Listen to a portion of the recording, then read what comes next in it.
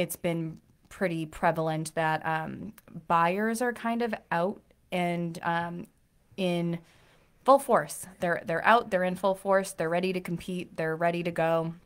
I mean, of course, we're talking about different demographics and different price ranges across the board, but we are definitely feeling as if that spring market push that we had thought, maybe usually comes a little bit earlier in the year. I felt as if in 2023, we're just starting to see it over the past couple of weeks, probably end of February into March, whereas in previous years we would have said like February is where we really started to feel it, but we're full swing into a spring market, in my opinion, right now. So with that comes a lot of offers, comes a lot of strategy with your offers. And the first thing that a buyer will say that they can control outside of price, because, right, sometimes your price point is dictated as to what it is. There's not too much flexibility there. The next thing that you have the most control over are your contingencies. So that's where we get into waiving of contingencies and what it means when you're waiving them.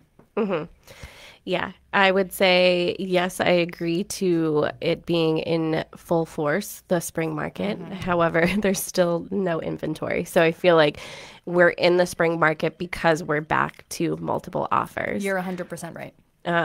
And it's so wild to me. And I can't wait to do a show after I close on a house so I can give my full perspective of what it's like to be a buyer in this market. I know that we can talk about buyers all day long, but when you are one, it can be pretty emotional, and Mary knows that it's a roller coaster. I've been a little emotional the past few days, and emotional through my journey itself, but I'm trying not to give up. I won't give up because the goal is to have a house. But I can't wait to have that show and just sort of give my perspective. And it's like a buyer's tell-all. Yeah, a buyer's tell-all. It might have to be like after hours dark because I might swear a little bit, and we can't do that on WATD. It might have to be just a podcast. Yeah. Do a little video.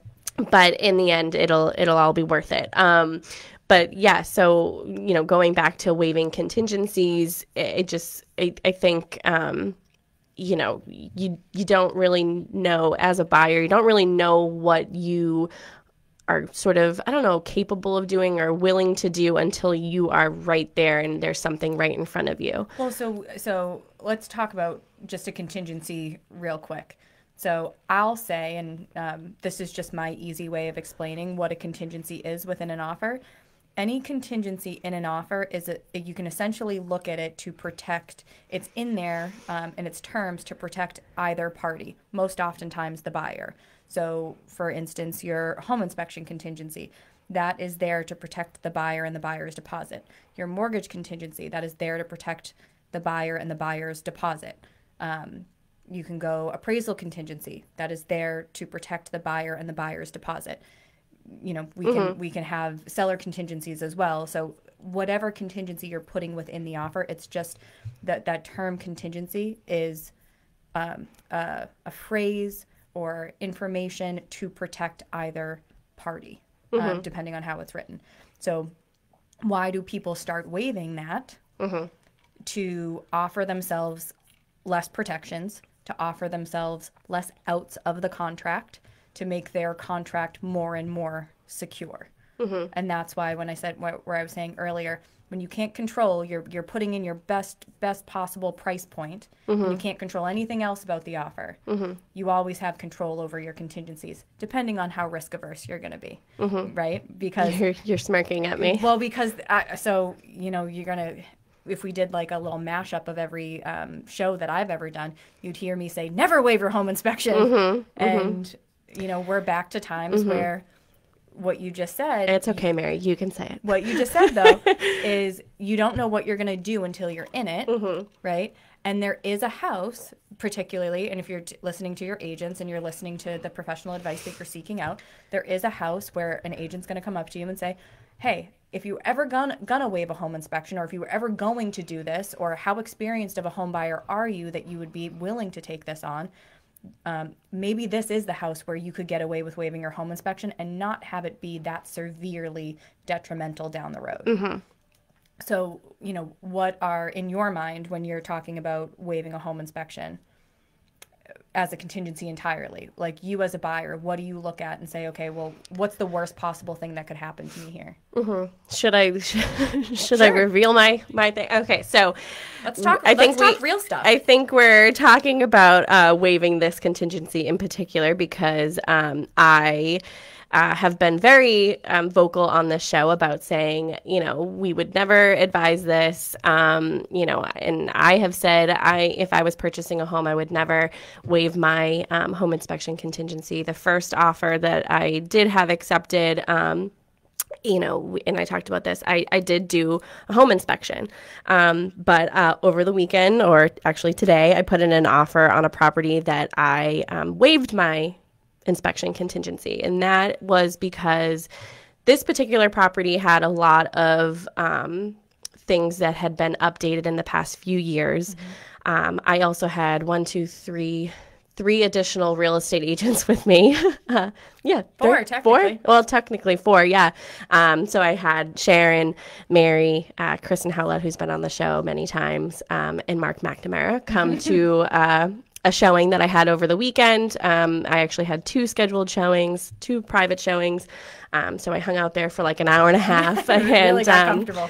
Yeah, we had Mark McNamara come in just to sort of have a glance over, just to make sure that everything sort of seemed good. And I felt very comfortable waiving that. And I never thought that I would, but I was presented with an opportunity that I, wanted to make my offer as strong as I possibly could.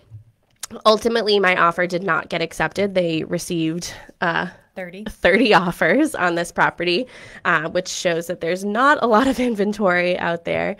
I think that all of my terms were competitive, but it did come down to my number.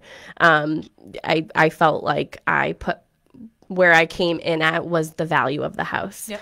And at the end of the day, it's just going to be me after the closing, and I have to be the one to, make the payment every month. So if I can't feasibly do it, if I can't afford it, I'm not going to do it. And that's just how I think. So, congratulations to that buyer who got it. But I felt as though I was comfortable with waiving my inspection contingency because, we had 5 people there. So myself and 4 additional real estate agents standing there trying to come up with things that maybe a home inspector would come up with, and little things here and there. But the big ticket items that I've talked about on the show before, all of the mechanicals and the roof and septic and everything, those were all in working order, and those had all been replaced within the past few years, and I felt comfortable sort of moving forward. But I will be honest, there was a moment when I was in the house where I thought, I had like a little brief thing of panic, like, okay, maybe this isn't where I'm supposed to be, because it wasn't exactly what I was looking for. Yeah. But I had to remind myself that I'm just starting this journey, this homeowner journey, and I'm not looking for my forever home. I'm looking for my sort of first chapter, and something that I can grow in and sort of move into the next part of my life in. And I just need a place to start. And that's an important perspective to maintain, right? So it's all about perspective, as you've heard me say many times. It's all about perspective on the show. But yeah, I felt comfortable waiving my inspection contingency. But I guess my question for you is, had I moved forward and gotten my offer accepted and everything, and what could have been the impacts of me waiving that? Like, what could have happened where I could have been like, oh gosh, I should have done my home inspection? Mm-hmm. So the true impacts for a home inspection waiver are not as significant as you get further and further down the road, but it's twofold, right? So we really assessed this property and felt as if it was a property that was well taken care of enough that waiving your inspection contingency would not be severely detrimental to you in the future. So we're not really even thinking about your deposit at this point, because you're putting a deposit down once your offer gets accepted, whether that be $1,000, $2,000, or $5,000. So once that offer is accepted, that deposit is handed over to the listing company, and you don't get it back unless you ask for a release within your contractual period of time. Yeah. So if you have no home inspection, there's no contractual period to adhere to, ergo your deposit is not fully protected. There are other ways to protect it, but just for this scenario, home inspection contingency, if that's waived, potentially if you say to me the very next day, so you say to me tomorrow, you know what, I was driving by last night and the neighbors were crazy. I had no idea that they were going to be this crazy. I don't want to move forward. If we've already handed over that check, we have no real legal ability to be able to get out of that contract and protect your deposit. So if it's $1,000, you might be out $1,000. If it's $5,000, you might be out $5,000. Yeah. So there's that. And then more severely, in my opinion, that would probably be like the best case scenario for a buyer if they decided, you know, we waived home inspection, it got accepted, and then they decided, you know, they didn't feel comfortable moving forward for one reason or another before we got to purchase and sale. I'd rather know in that period. Say it's, you know, you went down to and sometimes with these competitive offer situations, things are moving very, very quickly. So in this particular scenario, we had significant amount of time in between seeing the house and putting the offer in. But imagine you saw the house on Monday and you had to make an offer by, like, say you saw it Monday evening and you had to make your offer by today, and you didn't have time to do certain research. Well, what if we found out, you know, that there was a significant amount of water in the basement through like an insurance claim? Yeah. And you found that out, and you found out that there was a history of water that wasn't either, maybe it was not disclosed, or for whatever reason, just using that as a scenario, you found out that there was some type of major structural health or safety type of concern with the house. And maybe you didn't find that out until after you signed your purchase and sales agreement. Yeah. That's the worst scenario, because now not only so you waived your home inspection, you moved on to purchase and sales agreement, you gave another deposit when you moved on to purchase and sale, which is a more significant amount of money. And now we found out that there's something potentially detrimental that nobody was aware of. You know, the seller wasn't aware, the listing agent wasn't aware, some type of structural defect that for some reason is blindsiding the whole entire party. You, as the buyer, have no kind of wiggle room to get yourself out of this situation. Be like, oh my gosh, maybe I would have known this if I had a home inspection, but I didn't have a home inspection. Right. And, you know, sort of to put myself on blast, I had a pretty, in my opinion, significant tight timeline when it came to closing. So, you know, I wouldn't have given myself enough time to sort of back out. I was sort of to make my offer look a little bit. That? Balls to the wall. I think you can say balls. Yeah. I don't know. It might be on pedal to the metal. It might be on the I don't know list. We were pedaling to the metal. Pedaling to the metal. You know, with a significantly short timeline to closing, and you know that was to help make my offer look more appealing. You know, an hour before deadline, when I was writing up the offer with Mary, you know, found out that there was 22 offers at that point, and I just felt so defeated, and I just didn't even want to put in my offer. But you know, with some encouragement from you, I did. You know, sort of you just assured me that, you know, even if it doesn't get accepted, you still have to put some skin in the game, and you just have to you got to play.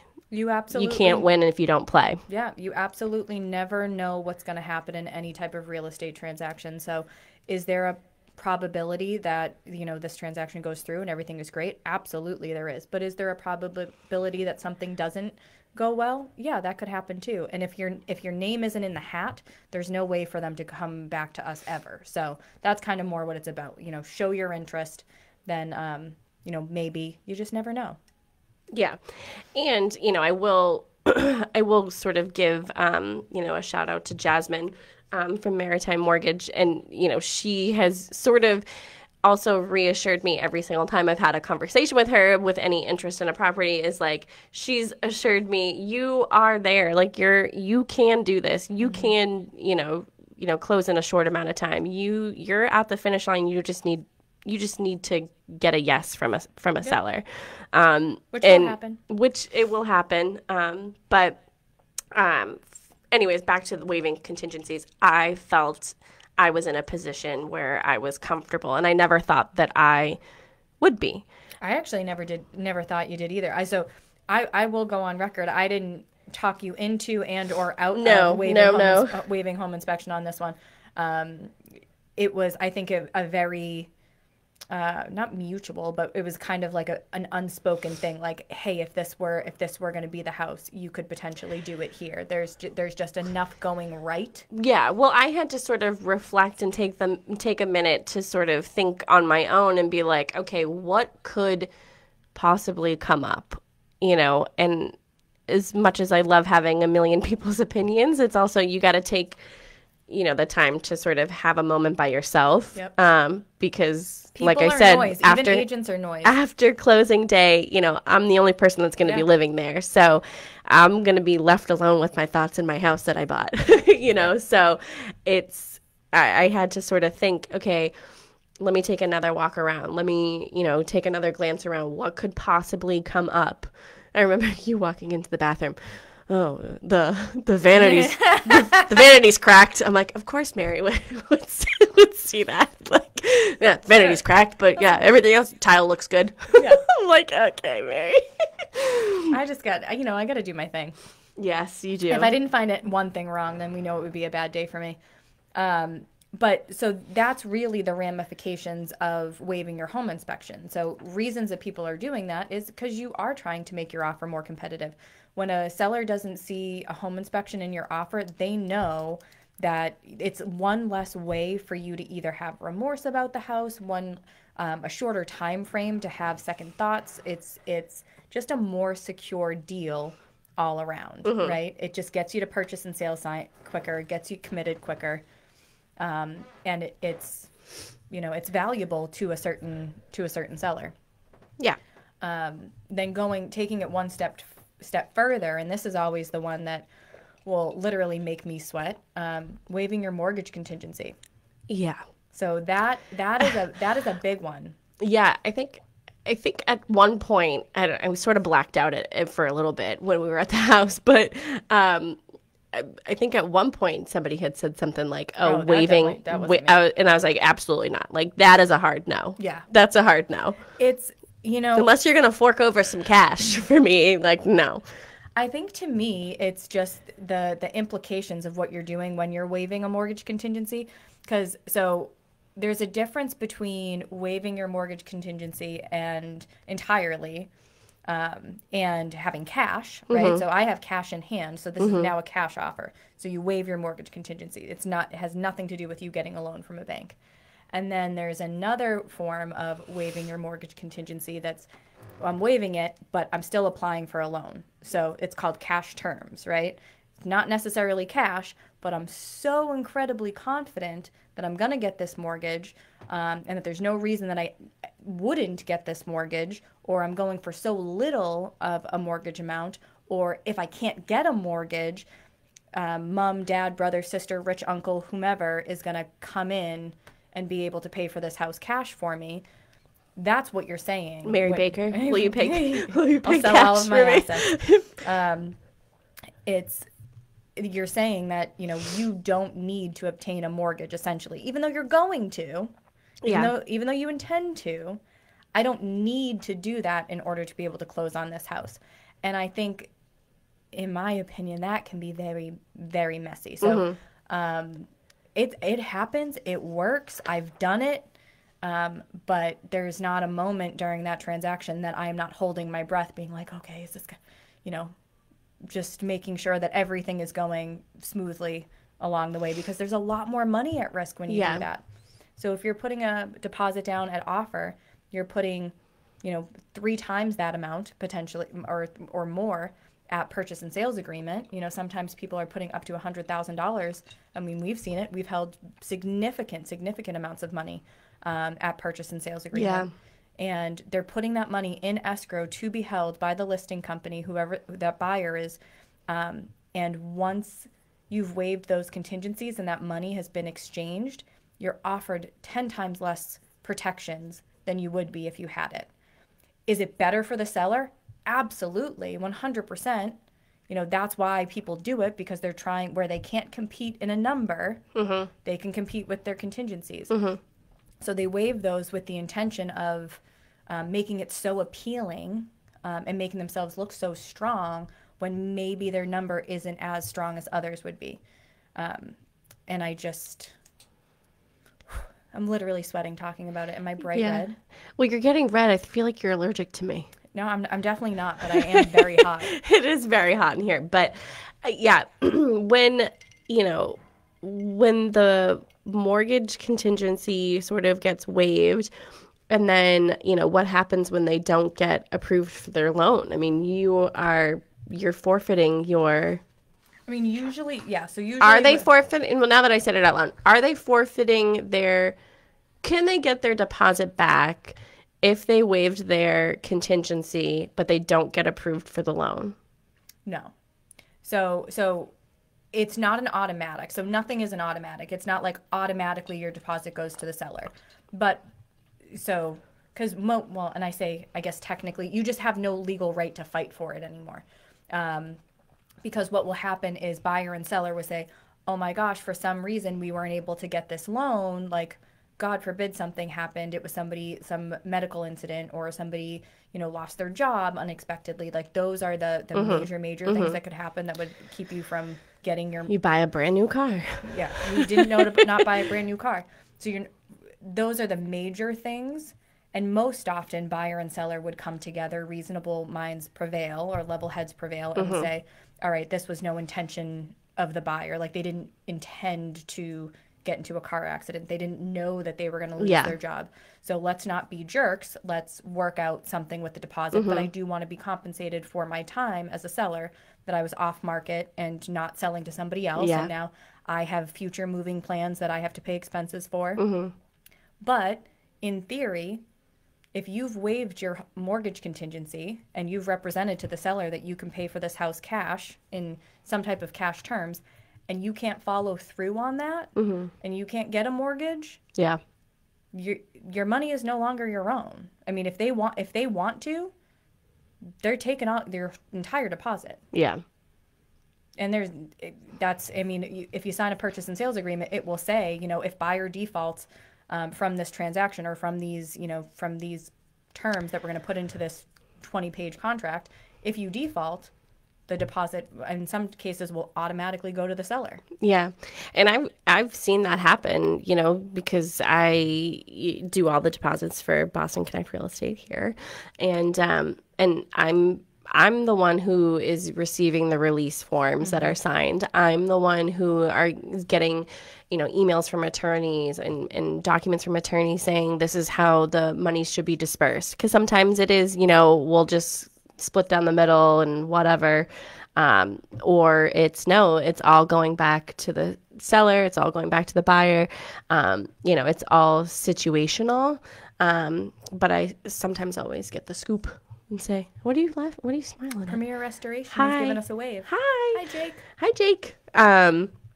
Yeah, it's interesting. But you know what? It just popped into my head, and maybe this is definitely a question for Jasmine. So Jasmine, if you're listening, I'm curious to know, like, what if you did get into an accident and you totaled your car and you had to buy a new car, and now your debt to income ratio is higher, but you're in the process. Like, what's the process of?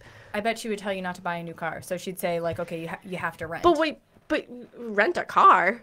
Yeah, car rentals, that's a service. Enterprise? Yeah. Avis? Yeah, I know that. But I'm like, how long at what point in the process would you have to do that? What if what if it was just me?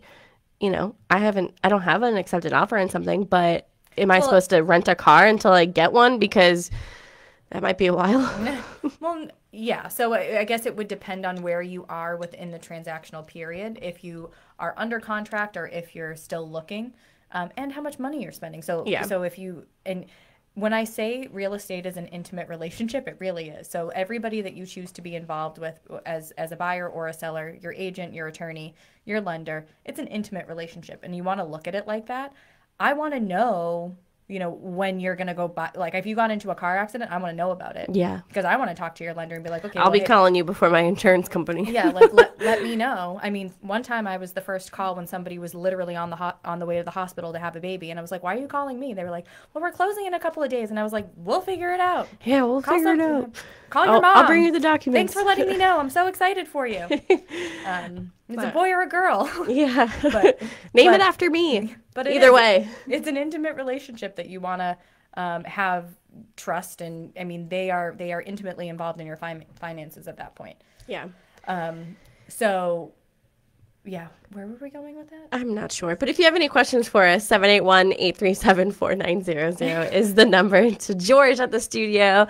And we are live on Facebook everywhere. So if you follow Boston Connect Real Estate or McNamara Broker Team, or you're part of any of the Connect pages down here on the South Shore, you can see us. Hi, we're waving. Hello. Somebody talk to us. What are you pointing at? So it's funny, within our agenda talking about waiving contingencies, we've talked about this, and there's a quote in here that many people believe when you waive your mortgage contingency, and I've just dispelled all of that. When you waive your mortgage contingency, it is a cash deal.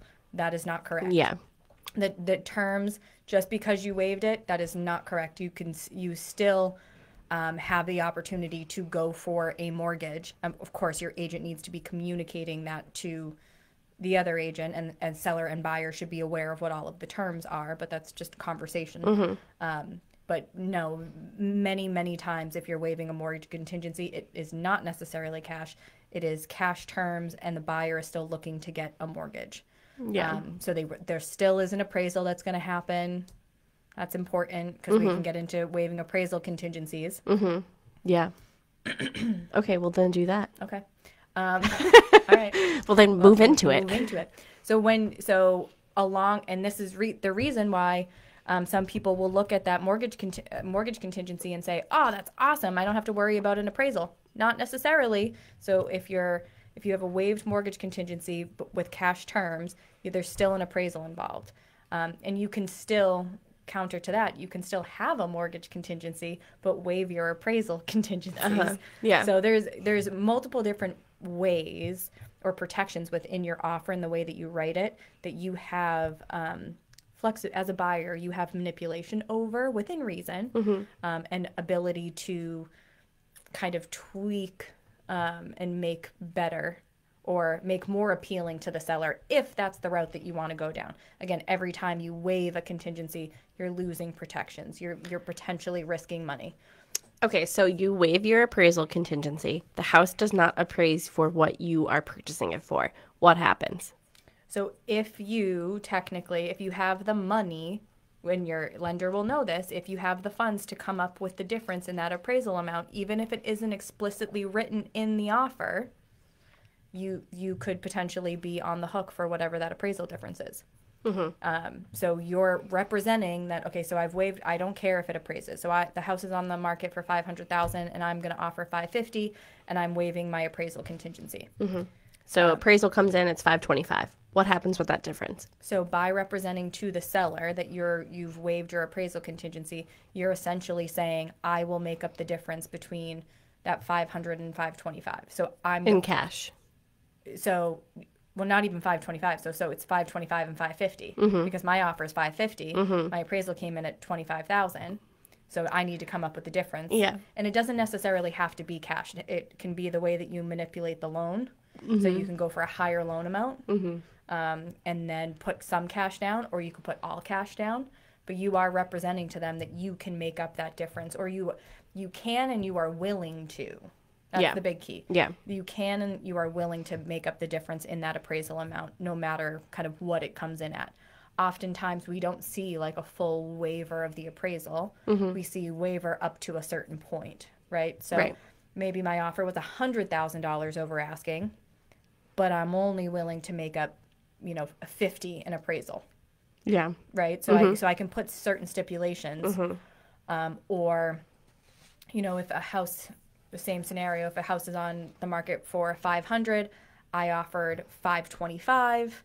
I can say, I will, buyer will cover any appraisal gap up to $25,000, because now I'm covering from my 500 to 525. And what that prevents from happening is if the property came in at 725, or no, not 475, 475, it prevents my buyer from being responsible for making up a difference even below the asking price. So you can kind of get very, very tricky. Creative. So it's a tricky contingency is what I really should be saying. It's a tricky contingency, but you can get very creative with the language and how you write it, and how, is it protecting you a little bit? Is it protecting you a lot? Or is it not protecting you at all? Well, let's not give away all our secrets. Oh, yeah. Well, did we talk about transparency here? We did talk about transparency. Yeah, we were talking about transparency. I was being transparent about getting a rejection today, and I almost cried on air. I've been crying all day. Better things are on the horizon. But congratulations to the winner. But I feel sorry for the other 29 people in my position. It might be house number 20 for them. So maybe they've gone through this rigmarole and they're just tired and they're like, hey, I waived all of the contingencies. Yeah. Maybe that's what they did. Who knows? Yeah. And that is what we call a silly goose. That's how I feel right now. I'm just like, I just want to wake up tomorrow. Well, I feel like I came in here like a broken record. I was like, Mel, you can only do what you can do. I know.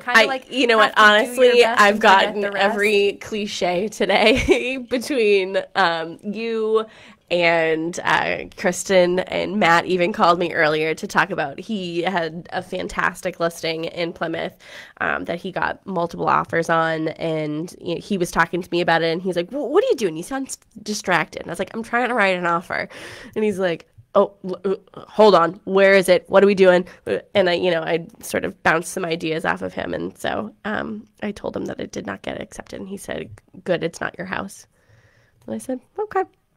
That's very Matt. It's very Matt. Like, I got every cliche except for Matt.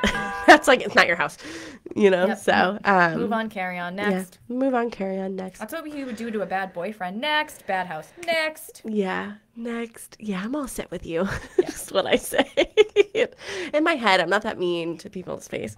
But yeah, okay, we have 10 minutes left. So is there another contingency that you really want to sort of focus on before we start talking about, I'm sure you have buyers that you want to talk about in search of, but you looked at me like, I just looked at you because I was like, I have too many. Like I couldn't name at this point. But so along with appraisal contingencies, so the number one, so it's one of actually the first contingencies that we see kind of being played around with, even more so than home inspection sometimes. And the reason for that is because when you're in a multiple offer situation, you're looking at it at baseline and saying, all right, what I have the house on the market for is what I believe as a listing agent the value is. But whatever a buyer gives me over that is what they believe the value is. So I shouldn't be held responsible for them paying over asking, right? Right.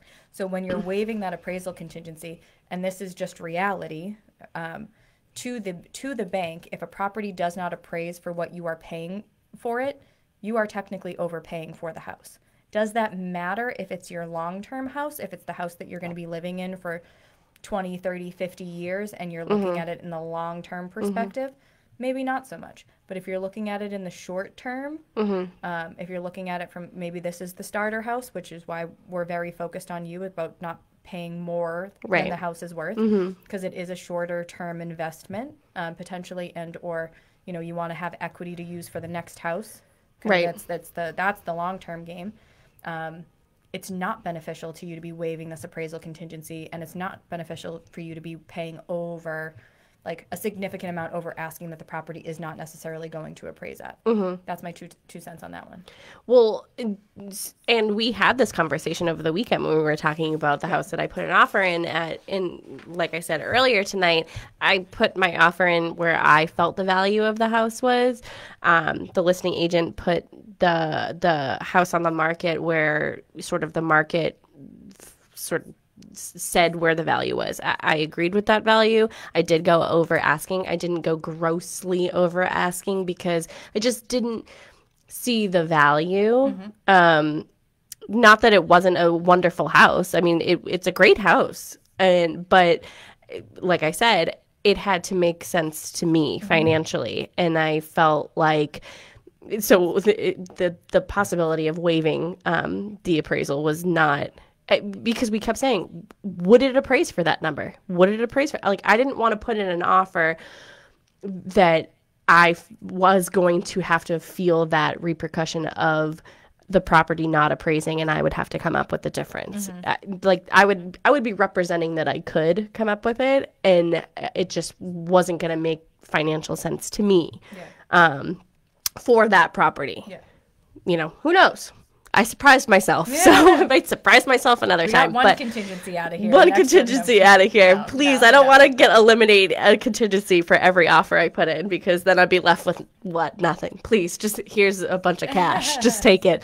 Just give me a house. Although that might be a bad, or it might be a good thing to have, just to have so much money that I'm just like, just throw it at somebody. I don't think they allow you to show up with a briefcase of money anymore. So. No, they don't. As somebody who deposits money for a real estate company, I cannot accept cash. Okay? It's not a thing. It's not a thing. But yeah, it is very, I feel like that is a very impactful contingency to waive.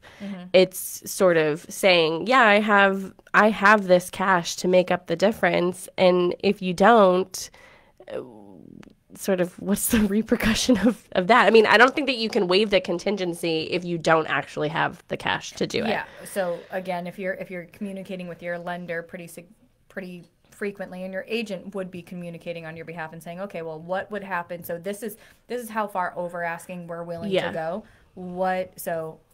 Next thing is to attack the appraisal amount. We think it could appraise at X. Maybe we're at Y.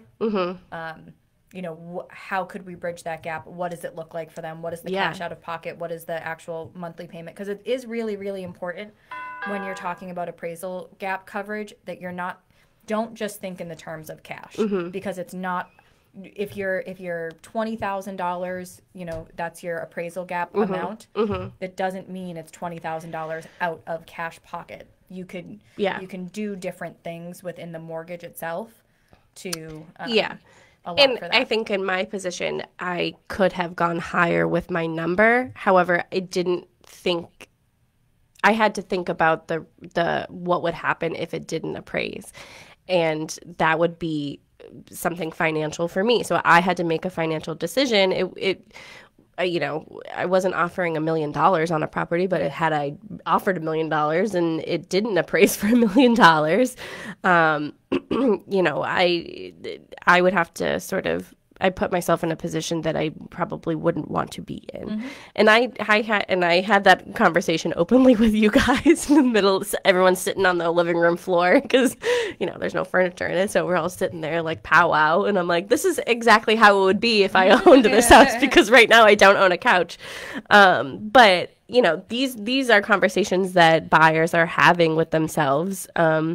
And, if you waive it if you can, if you feel comfortable, and you don't if you can't. And that's just sort of being transparent. And also, every agent will say this, it very much, yes, comps are a thing. Yes, value is a thing. But at the end of the day, what is the value of the house to you? I literally just had this happen with a buyer where I told them I actually didn't believe in the value of the house. Like even when it was listed for, I was like, you know what, a good day, maybe I could stretch it. Like, I just actually think we're probably pretty overpriced here. Yeah. They still made an offer, and we ended up getting it accepted, and they love the house, and for them, the value is in, I don't want to look anymore. I don't want to make this commute anymore. Mm-hmm.